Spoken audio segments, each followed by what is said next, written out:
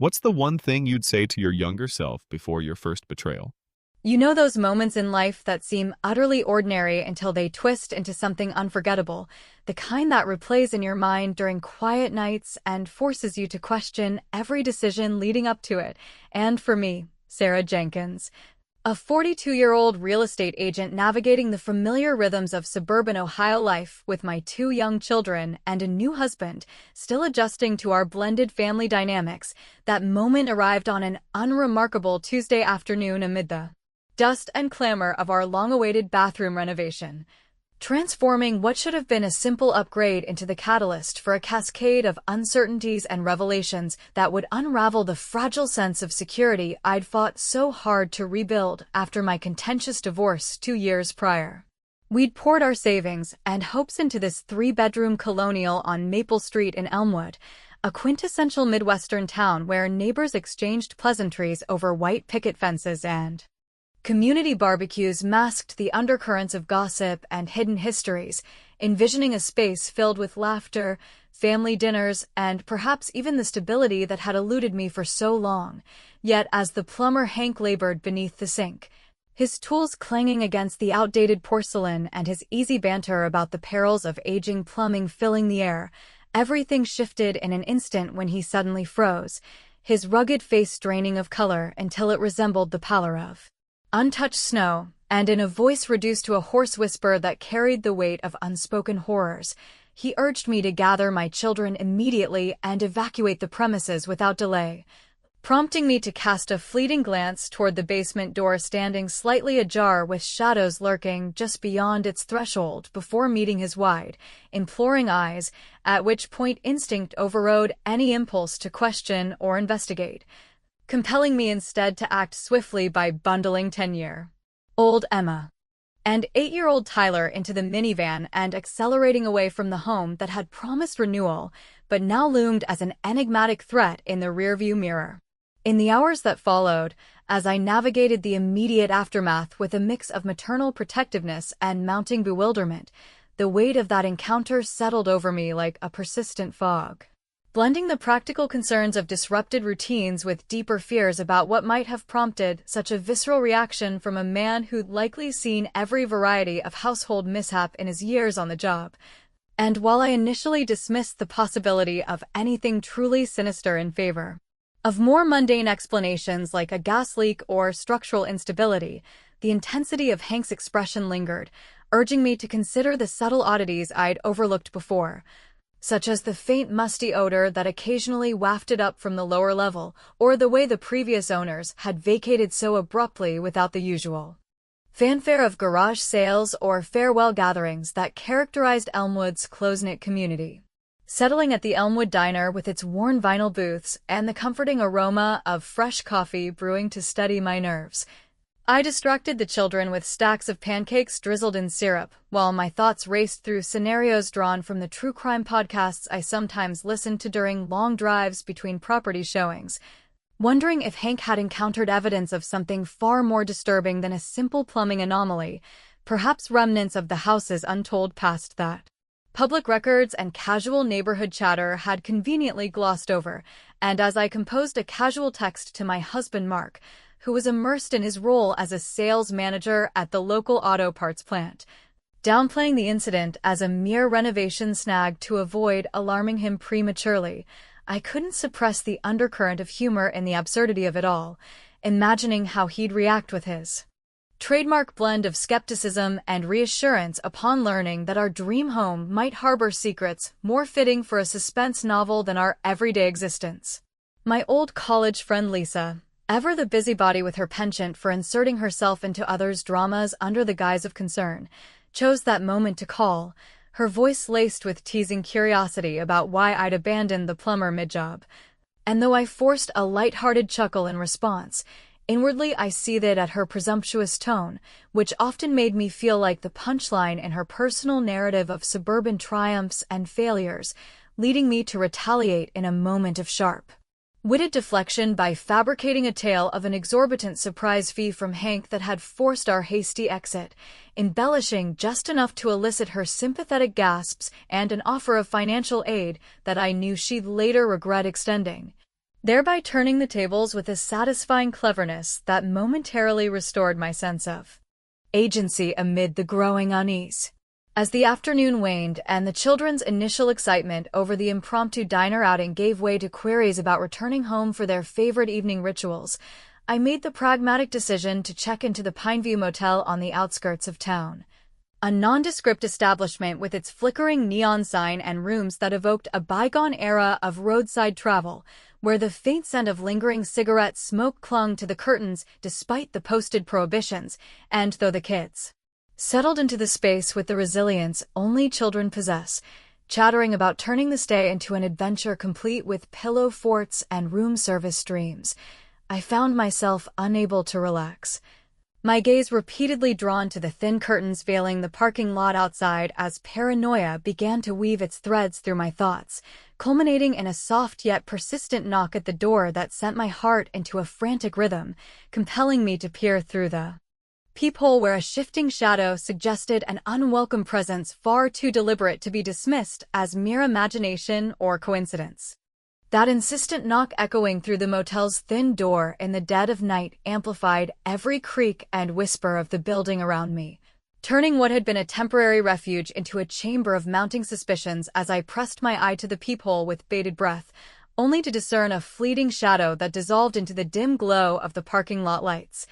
leaving me to rationalize it away as the product of an overactive imagination fueled by the day's upheavals and the lingering echo of Hank's cryptic warning. Yet, even as I retreated to the bed where Emma and Tyler slumbered obliviously amid the rumpled sheets, a persistent undercurrent of unease prevented any semblance of rest, compelling me to lie awake replaying the plumber's pallid expression and the ominous basement door that had loomed like a gateway to unspoken perils in our otherwise idyllic Elmwood home, a place we'd chosen for its promise of rooted stability after the turbulence of my divorce and Mark's patient integration into our family fold. By the time the first hints of dawn filtered through the threadbare curtains, painting the room in muted grays, I'd resolved to bridge the gap between panic and practicality by reaching out to Mark once more. Dialing his number with fingers still trembling from the night's phantom disturbances, and when he answered with a groggy concern that cut through the static of his morning routine at the auto parts plant, I recounted the events of the previous afternoon in measured tones designed to convey urgency without hysteria, describing Hank's sudden freeze and whispered directive in vivid detail while emphasizing how his eyes had held a terror that transcended mere mechanical failure,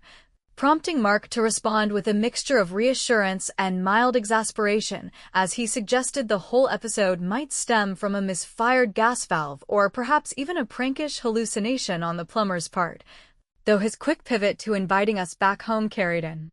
undertone of defensiveness that made me wonder if he was more invested in preserving our investment than acknowledging the validity of my instincts, leading me to deflect his pleas with a promise to discuss it further once the children were awake and we could assess the situation as a united front,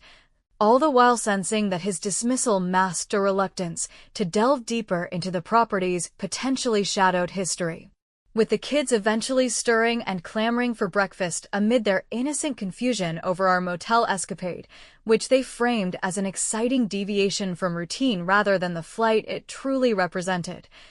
I herded them to the motel's modest dining area where the scent of overbrewed coffee and sizzling bacon offered a fleeting normalcy, allowing me a moment to slip away and attempt contacting Hank directly,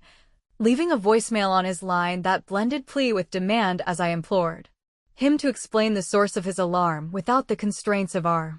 interrupted work site. Yet hours passed without reply, heightening my frustration until I decided to drive to his plumbing supply shop on the edge of Route 12, a utilitarian outpost cluttered with pipes and fixtures that spoke to decades of honest labor,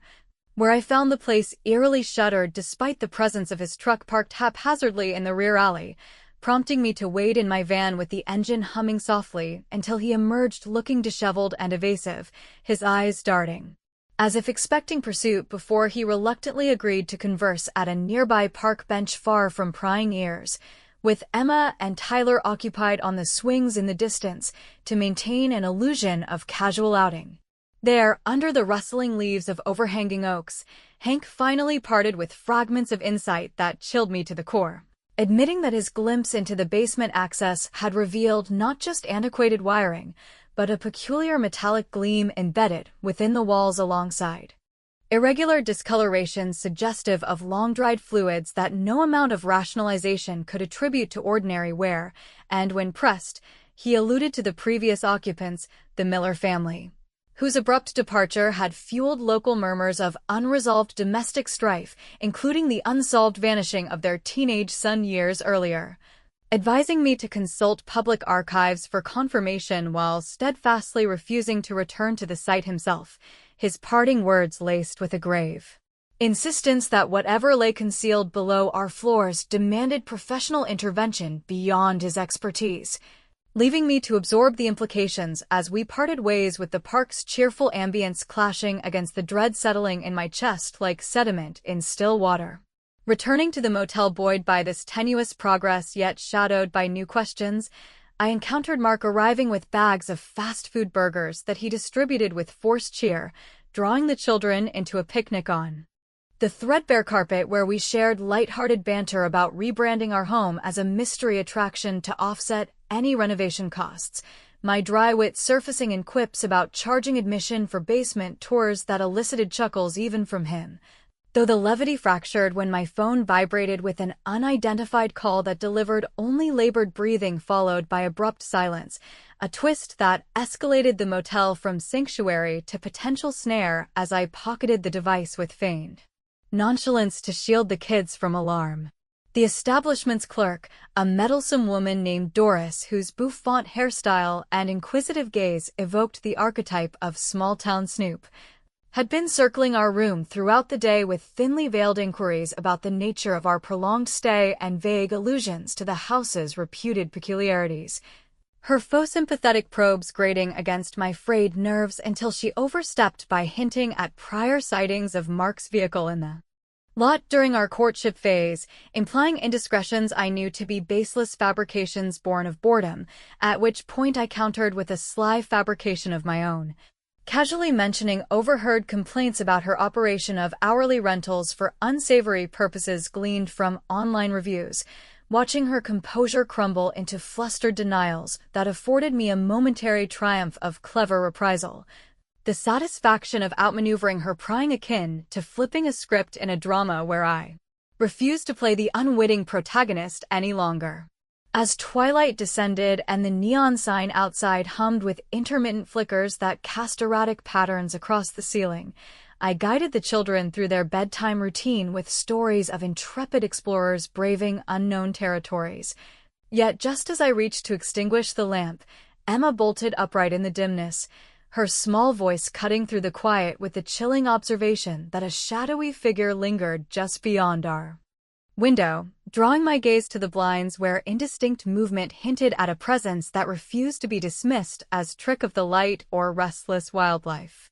The shadowy silhouette that Emma had spotted lurking just beyond the motel window in the enveloping darkness of that tense evening proved to be nothing more than a wayward raccoon rummaging through the overflowing dumpster with its masked face and scavenging paws, creating illusions of human menace under the erratic flicker of the parking lot lamps. Yet the incident served as a stark reminder of how fragile my composure had become in the wake of Hank's inexplicable alarm and the subsequent cascade of unsettling events that had uprooted our family from the comfort of our Elmwood home,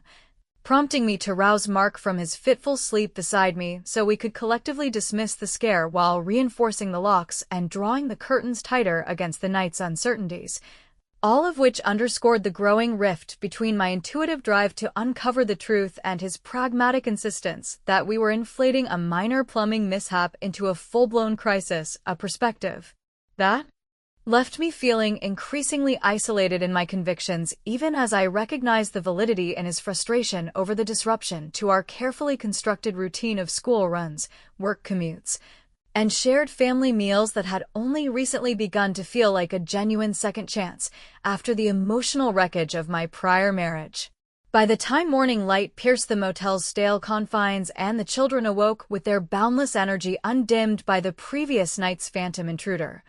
I'd already mentally mapped out a course of action that involved relocating to a more secure haven away from the prying eyes of Doris and her gossip mill, suggesting to Mark that we seek temporary shelter at his sister Jen's ranch-style house in the adjacent township, where the open spaces and familial support might afford us the breathing room needed to dissect the fragments of information Hank had reluctantly shared about the metallic anomaly and blood-like stains concealed within our basement walls, a proposal he accepted with a resigned sigh that hinted at his underlying resentment toward what he termed my detective phase, though he agreed to escort us there after a brief stop to collect a few essentials from the house, leaving me to ponder during the drive how my unyielding pursuit of answers might be straining the very bonds I'd hoped this new life would strengthen, especially when the kids piped up from the back seat with innocent queries about when we could return to their rooms adorned with posters of soccer stars and fairy tale characters that now seemed worlds away from the encroaching dread. Upon arriving at Jen's welcoming abode with its warm kitchen scents of baking bread and the reassuring presence of her 2 cats weaving between our legs, Mark departed for his shift at the plant with promises to investigate the property records during his lunch break, allowing me to settle the children into the guest room where they could resume their play with Jen's assortment of board games and puzzles that provided a welcome distraction from the undercurrents of adult tension, freeing me to commandeer her reliable desktop computer and immerse myself in the labyrinthine world of online public archives that often held the keys to a building's concealed narratives far beyond the sanitized gloss of real estate listings, starting with the deed transfer that confirmed our purchase from a hasty bank foreclosure following the Miller family's default 2 years earlier and branching into obituary notices and archived news articles that painted a portrait of Robert and Linda Miller as ostensibly upstanding community members active in PTA meetings and church fundraisers, yet overshadowed by the haunting enigma of their 15-year-old son Danny's disappearance back in 1989, a case that had captivated local headlines for months before fading into cold-file obscurity without resolution or recovered remains, stirring in me a visceral connection to the boy's fate as I imagined the terror of a child vanishing from such a seemingly safe suburban enclave and wondering if the faint echoes of that tragedy resonated in the very foundations of the home we'd inherited. Jen, ever the supportive sibling-in-law with her no-nonsense demeanor honed from years of teaching elementary school, hovered nearby offering herbal tea and gentle cautions against letting online rabbit holes consume my peace of mind, her words carrying the weight of someone who'd witnessed too many family dramas escalate from speculation to schism.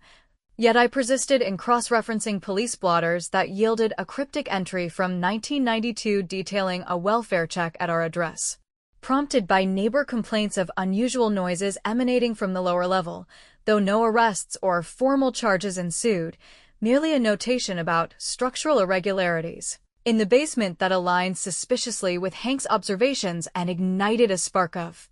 vindication amid my mounting anxiety, prompting me to escalate my inquiries by phoning the original realtor Brenda Klein, whose effusive sales pitch had sealed our deal on the property, despite my lingering hesitations about its rapid turnover. Brenda answered with her characteristic bubbly efficiency, fielding my fabricated concerns about potential foundation issues arising from the renovation with assurances that the home had passed all inspections with flying colors. But when I subtly introduced the Miller name and probed for details on their exit, her responses grew evasive and laced with qualifiers about personal matters that necessitated a swift relocation, a slip that confirmed my suspicions of withheld information designed to expedite the sale, leading me to terminate the call with a vow to unearth the full story through less guarded channels, such as the county library's microfiche collection where, after a short drive with Jen watching the kids, I pored over yellowed clippings. Under the watchful eye of the aged librarian Mr. Hargrove, who, upon recognizing the address, leaned in with a conspiratorial whisper about how the house carried whispers of a curse not from supernatural forces, but from the human frailties of its inhabitants, recounting vague tales of post-Miller deliveries of unmarked crates that went unclaimed and fueled speculation about lingering ties to the family's unresolved secrets. As the afternoon waned and Mark returned bearing takeout pizza that we consumed around Jen's cluttered dining table amid efforts to normalize the evening with discussions of weekend plans and school projects, I shared my discoveries selectively to gauge his reactions, only to encounter a defensive barrage accusing me of manufacturing paranoia from outdated gossip that could irreparably damage our fresh start. His pointed remarks about the folly of endangering our family's harmony for the sake of historical what-ifs striking a chord that made me question whether my relentless digging was indeed the overreach he portrayed, a dilemma that viewers might debate as either courageous truth-seeking or reckless endangerment. Yet before the argument could fully ignite, Jen's landline rang with an unidentified caller delivering the same heavy breathing that had plagued my cell earlier, a chilling repetition that shattered the fragile truce and left me clutching the receiver in futile demand for identity. Undeterred by Brenda's stonewalling and fueled by the need for concrete leverage, I orchestrated a cunning follow-up by posing as an interested buyer through her agency's contact form, arranging a casual meetup at a bustling coffee shop under the pretext of exploring similar properties on Maple Street, where over steaming lattes and her array of glossy brochures,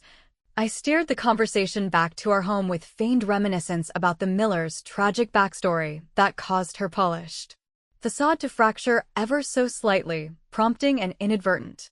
admission that the bank had expedited the foreclosure process to bury reports of extensive water damage in the basement stemming from a violent storm during the family's final occupancy, a detail that dovetailed too neatly with the anomalies Hank described to be mere coincidence, and in a flash of impulsive retribution, I accidentally appended my cup across her impeccably tailored blazer, murmuring apologies laced with a pointed quip about how some stains, like hidden damages, simply refused to wash away, thereby extracting a measure of witty satisfaction from her disheveled indignation as I departed with the upper hand in our covert exchange of truths. Reuniting with Mark and the children at Jen's as dusk settled into a starlit calm, we exchanged a tentative embrace that masked the simmering doubts between us. But just as I scrolled through one final archival entry on my phone detailing anonymous tips about the Miller case, the sweep of unfamiliar headlights illuminated the driveway, followed by the screech of tires as a vehicle accelerated away into the night, and upon venturing outside with caution, I discovered a plain envelope wedged beneath the welcome mat bearing a single typed admonition: "Cease your inquiries immediately." The stark warning scrawled on that envelope tucked beneath the doormat at Jen's house during the hush of the encroaching night served as an indelible marker of how far we'd veered from the mundane rhythms of our Elmwood existence into a territory fraught with veiled threats and unspoken alliances that made every shadow and stranger seem complicit in a conspiracy tailored to silence my probing, compelling Mark and me to barricade the doors with a sense of urgency that belied his earlier dismissals of the entire ordeal as overblown paranoia, while Jen fussed over the children with extra blankets and soothing stories to mask the undercurrent of fear rippling through the household. Her practical suggestions for installing security cameras clashing against the reality that no gadget could fortify us against the intangible dread woven from historical secrets and contemporary intimidation that now defined our fractured sanctuary. As the rain began to patter against the windows in a steady cadence that mirrored the pounding of my thoughts, Mark and I retreated to the dimly lit living room where we pored over the note under the glow of a single lamp, his face etched with a mixture of protectiveness and irritation as he argued that confronting whatever lurked behind the message would only invite greater peril to our family unit.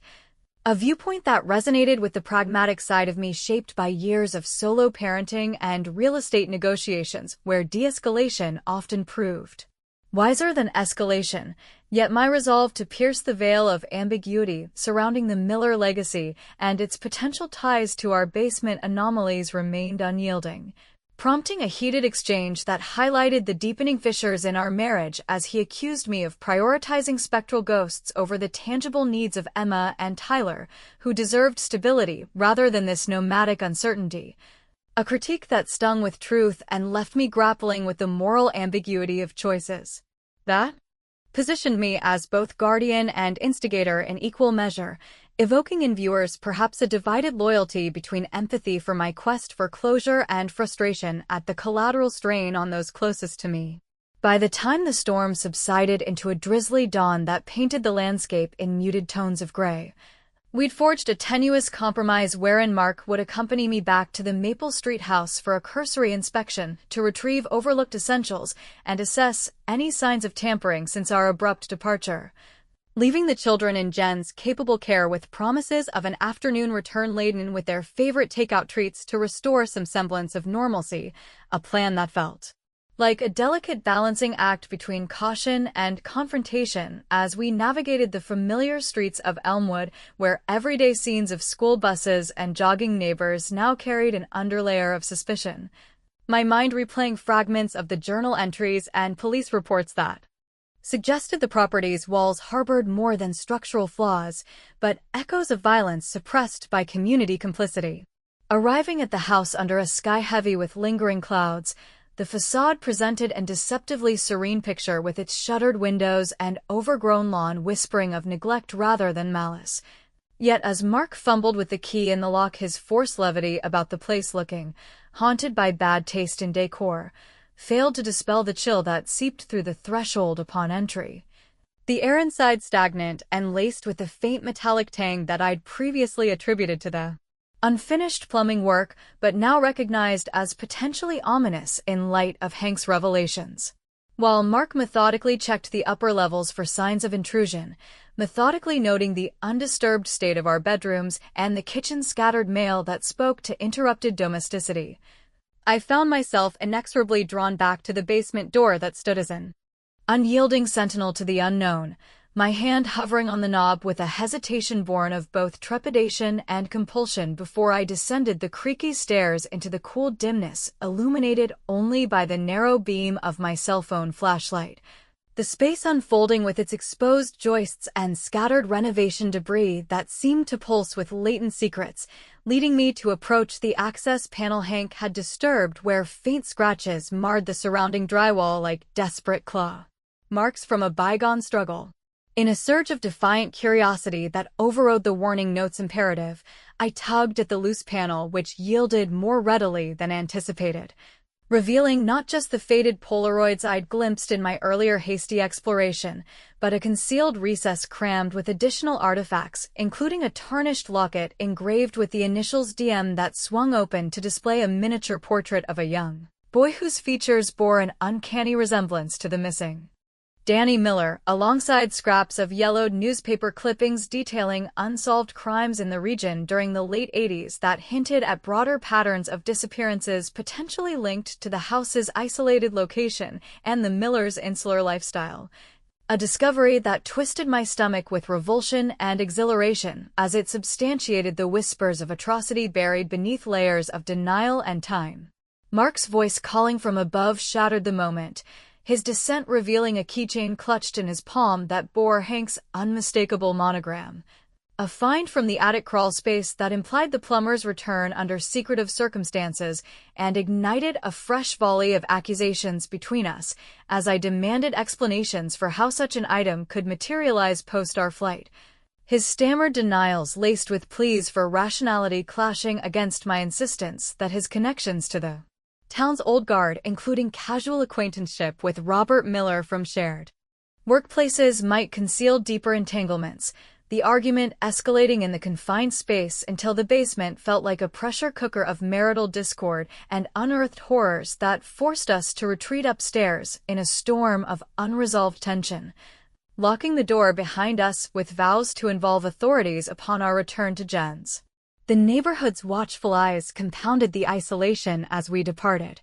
particularly Mrs. Hargrove from the adjacent property, who waved from her porch with an overly saccharine smile that masked her reputation as Elmwood's foremost disseminator of rumors.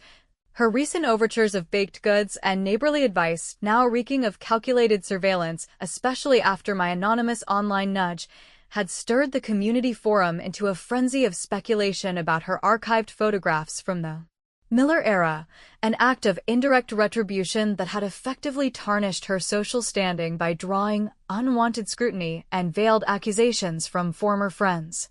who flooded her inbox with demands for clarification, the witty precision of my ploy yielding a profound satisfaction as reports trickled in of her withdrawing from the weekly book club amid the backlash. A clever erosion of her influence that empowered me even as it potentially escalated the threats circling our family. Yet the veneer of triumph shattered upon our arrival back at Jen's, where the children greeted us with hugs amid the aroma of homemade chili simmering on the stove, only for Mark's phone to chime with a cryptic text from an unknown sender declaring, "She draws nearer to the edge," a message he hastily erased, but not before I glimpsed its ominous intent, fueling a confrontation that laid bare the fractures in our trust as thunder rumbled anew outside, and in the midst of the gathering tempest a sharp crash resounded from the attached garage, prompting us to rush toward the sound, where we found the side window fractured with jagged edges glinting under the security light. A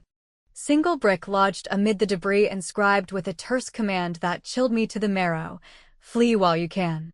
The brick's etched imperative to flee that lay amid the shattered glass of Jen's garage window under the relentless downpour transformed the evening into a tableau of raw vulnerability, where Mark and I stood drenched and defiant, our initial shock giving way to a coordinated response that involved summoning the local authorities with a detailed report encompassing the note, the Polaroids, and the escalating pattern of harassment that had shadowed our every move since Hank's fateful discovery. While Jen ushered the children to safety indoors with assurances of heroic police intervention that masked her own pallor of concern, the officers' arrival marked by flashing lights that cut through the storm like accusatory beacons, prompting them to document the vandalism with professional detachment, yet exchanging glances that hinted at familiarity with Elmwood's underbelly of suppressed scandals, their assurances of increased patrols ringing hollow against the backdrop of a town where historical cover-ups often outlasted official inquiries. As the rain hammered the roof in a symphony of urgency following the police departure, Mark and I convened in the kitchen over steaming mugs of Jen's chamomile tea, the steam curling like unspoken confessions as he finally yielded to the pressure of accumulated suspicions by admitting fragments of knowledge he'd withheld about the Miller connections through his workplace camaraderie with Robert, who had occasionally alluded to family skeletons buried deeper than any foundation during late-night poker games at the plant, a revelation that pierced me with a cocktail of betrayal and reluctant understanding, given the economic ties that bound men like them in silent pacts of discretion. Yet rather than dissolving into recriminations that could further alienate our partnership, I channeled the hurt into a strategic alliance, proposing we return to the house at first light, accompanied by Hank if locatable, to excavate the basement truths under the guise of a formal complaint, a plan he endorsed with a weary nod that acknowledged the inevitability of confronting the abyss we'd skirted for days, all while the children slept upstairs oblivious to the adult tempests brewing below. Their innocence a poignant reminder of why my choices, though contentious and potentially divisive in the eyes of observers who might decry them as obsessive overreach, stemmed from an unshakable imperative to shield them from legacies of violence that could echo into their futures. Dawn arrived shrouded in fog that clung to the winding roads like a conspirator's veil as Mark, having roused Hank through a pre-dawn call laced with urgency, led our trio back to Maple Street, where the house loomed with an almost sentient watchfulness, its windows dark and unyielding as we entered, with flashlights piercing the gloom and a shared resolve tempered by the weight of impending disclosures, descending into the basement where the air hung thick with mildew and menace. The concealed panel now ajar from prior tamperings, revealing not only the journal I'd unearthed previously, but an expanded trove including a rusted lockbox pried open to disclose yellowed ledgers detailing illicit loans funneled through the property during Robert Miller's tenure as collateral for a shadowy network of local enforcers who enforced debts with methods far removed from legal recourse, pages chronicling Danny's tragic and not as mere disappearance, but as a fatal accident, hushed by complicit neighbors to preserve the facade of community harmony, a narrative that twisted my perceptions of Elmwood's idyllic veneer into something predatory and insular, where silence bought safety at the cost of justice. Hank's voice broke the stunned hush as he illuminated further anomalies in the walls, pointing to reinforced sections that suggested hidden compartments possibly concealing physical remnants of the boys' fate or artifacts of the ensuing cover-up. His earlier reticence crumbling under the gravity of evidence that implicated even tangential figures like Mark's acquaintances in the web of concealment. prompting a momentary standoff where my husband recoiled from the implications of his unwitting proximity to such darkness, his pleas for mercy and judgment clashing against my insistence that partial truths demanded full reckoning. A familial conflict that viewers might navigate with conflicted emotions, torn between compassion for his inadvertent role and impatience at my unyielding pursuit that risked shattering the remnants of our trust. Abruptly, the trill of distant sirens shattered the tension, heralding the arrival of reinforcements summoned by an anonymous tip I'd placed en route detailing the journal's contents without implicating Mark directly. A calculated act of retribution against the network's lingering tendrils that ensured official scrutiny would dismantle their operations from the ground up, the satisfaction of this witty orchestration blooming as news vans soon clustered outside broadcasting the unfolding raid on Mrs. Hargrove's home where incriminating ledgers mirrored those in our basement. Her empire of whispers collapsing under the weight of exposed complicity in a cascade of arrests that rippled through Elmwood's social fabric like a long-overdue purge. Yet, as the authorities cordoned off the property for forensic excavation that promised to unearth bones or relics confirming Danny's resting place within the very walls we'd inhabited, Hank pulled me aside with a final, harrowing disclosure that the glint he'd initially spied wasn't mere metal, but the reflective glint of unseeing eyes preserved in some macabre trophy hidden deeper still, a revelation that blurred the lines between criminal residue and psychological hauntings, leaving me to question whether the true peril emanated from past sins exhumed or insidious forces persisting in the present to safeguard their secrets. In the ensuing days as we relocated to a neutral rental far from Maple's shadows, Mark and I navigated the minefield of rebuilding with tentative conversations that peeled back layers of resentment and revelation. The children adapting with resilient playdates and therapy sessions that address the upheaval without delving into its horrors, yet ambiguity lingered like an uninvited guest in our deliberations over whether to testify fully or selectively. The basement's ultimate secrets yielding only partial closure with Danny's locket returned to a makeshift memorial, but no definitive remains, prompting endless what-ifs about alternate paths where heeding Hank's warning without pursuit might have spared our family the scars. Or if my vengeful exposures had liberated more souls than they'd wounded, a thought-provoking void that echoes in quiet moments as I gaze at our new home's untroubled doors, wondering if true escape lies in forgetting or forever vigilance against the darkness that homes, like hearts, can conceal.